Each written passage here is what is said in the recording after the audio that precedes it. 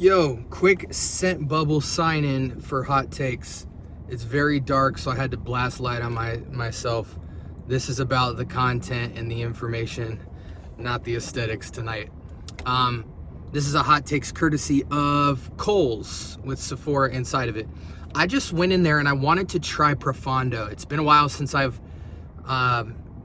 smelled Profondo. I've messed with Pour Homme, the Acqua di Gio. Pretty much every bottle except for Profondo has been a long minute since I put my nose to it. And I wanted to refamiliarize myself with that palette, especially when I start referring to them, because the fresh marine aquatic DNA is oftentimes something that you find yourself referencing and thinking through when you think about fresh, aquatic, citrus, all that stuff. So just so you guys know, it's gonna be a little bit of a different quick take, and it's gonna be very quick. Profondo is very similar to the, I want to say the latest release, the clear bottle with like the dark gray print. I think it's just Acqua di Gio Armani. It's the one that people say is more like green or herbal or whatever, a take on it. It's the clear bottle though. The clear bottle Acqua di Gio. I put a big bottle of it that I recently acquired, like 120 ml, on my page. Refer to that. That's the one I'm talking about. Profondo smells really close to it. Again, a much more fresher, watery take on the Acqua di Gio Pour Homme or dusted frosted bottle DNA. It's more open, it's more bright, it's more zesty. One thing I'll say about Profondo though is in the opening, it's very similar to the one that I just recently picked up. And in the way that I mean that is it's got this both green element and almost this, like, I don't want to say tea, but probably tea, because tea a lot of times is herbal. So it's got this very herbal green nuance to it, like this very slightly bitter but mostly fresh, earthy greenness with a serious like medicinal tea slash herbal quality to it. It's not necessarily mint, but there's a type of bite to it similar to mint. But yeah, it's very close to the one I already have. If you like Acqua di Gio without the earthy blend or medicinal herbal quality to it, this one and the one I'm talking about is not one that you're going to want to pick up. You're going to want to definitely go with Pour Homme or Profumo for the incense. Less of a greenish herbal style, you go with Pour Homme, or there's the other one too.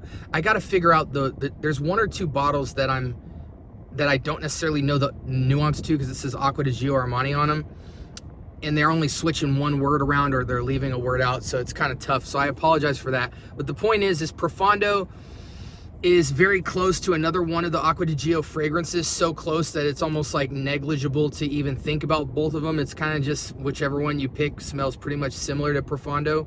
But yeah, it's an okay fragrance.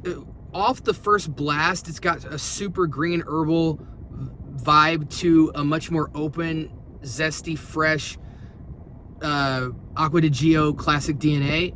But on dry down, it really wears down. I think there's gonna be some performance issues with this, where you might get like 4 to 5 hours of solid performance, and then it kind of just becomes this ambery, expired green skin scent. So Profondo, I feel it's good, but it's not great. I would give it probably a 7 in comparison to the rest of the lineup. I think Profumo's better. I think Pour Homme's better.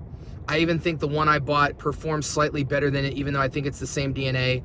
So yeah, I think Profondo is probably the least favorite, but a lot of people do like it. But just know that if you're getting into Profondo as opposed to the rest of the line, you're gonna get more of an herbal green, bitter, earthy green,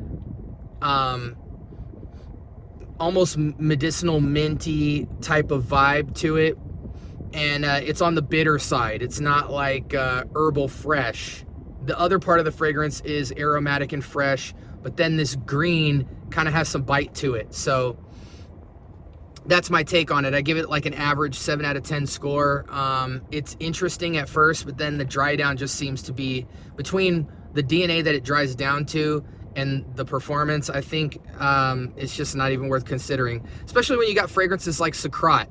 You know, Socrate's 20 bucks. You get the Profumo DNA. It's slightly lighter, so it can kind of lean in the Profondo direction. If you go lighter on sprays, it'll be less incensey. This just doesn't, I can't justify this purchase, but many people, it's kind of like their Versace Eros, their Versace Eau Fraiche, their Dolce & Gabbana Light Blue. This is a little bit more ramped up pungency than those type of fragrances, so you're gonna definitely get better performance than those, but I just think there's too many fragrances that beat it out.